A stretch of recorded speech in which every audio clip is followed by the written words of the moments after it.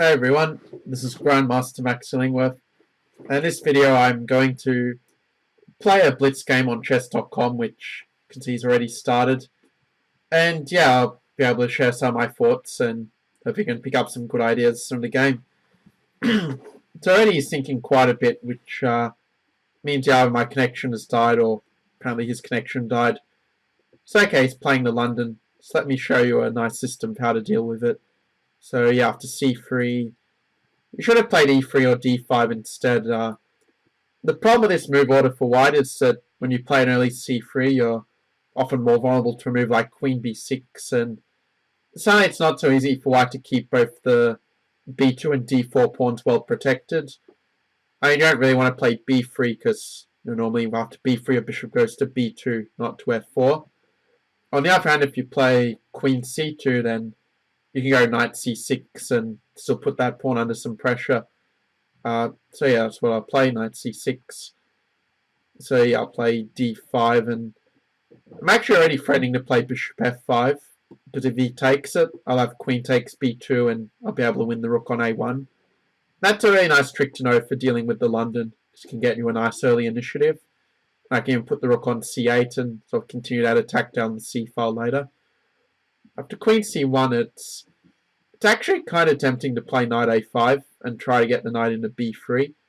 Yeah, actually it's not that easy to stop that. So yeah, I think I will play this knight a5, and if knight d2 I can play rook c8. If he goes bishop b7, I still have rook c8 anyway, using the pin on the bishop to the queen.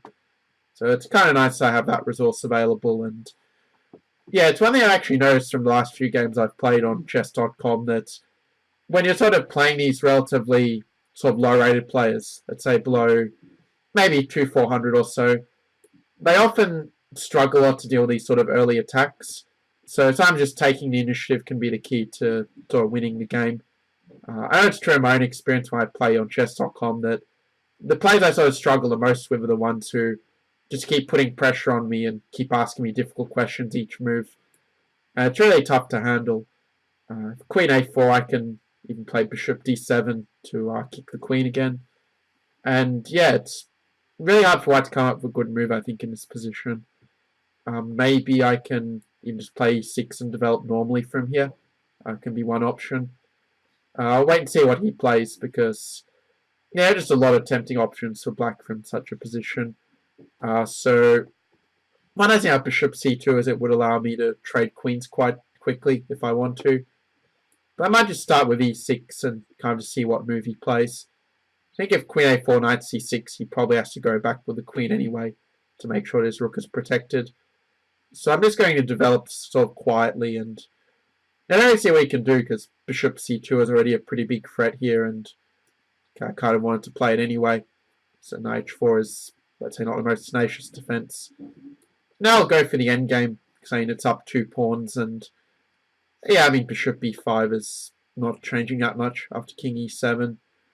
So I mean, technically this should be a relatively comfortable win, because also threatening to take on d2 and play knight b3 for king and rook there.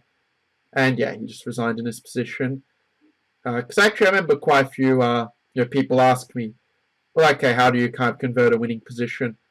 So perhaps I can show a few more moves just to show how I would approach it. So let's say they play a move like knight f3, for example, and sort of try to take back. I think the key is just sort of to keep the momentum and not really give them a chance to make threats back, at least not effective threats. So I'd probably go knight e4 and just keep the initiative, threatening to bring the knight into b3, which may also be possible, but I want to allow rook a7 if I can help it. And let's say he plays, I don't know, rook a2. White's really struggling to come up with a decent move here, but okay, for rook a2, I guess I can even play a move like knight b3, or if I really want to avoid this sort of rook a7 thing, I can always play a6 first, and just stop all this counterplay in a position like this, say, after knight b3. I mean, so you can see, you can sort of use your material and initiative to win even more material, but there's no need to necessarily rest on our laurels and say, well, let's just wait for the material to win itself.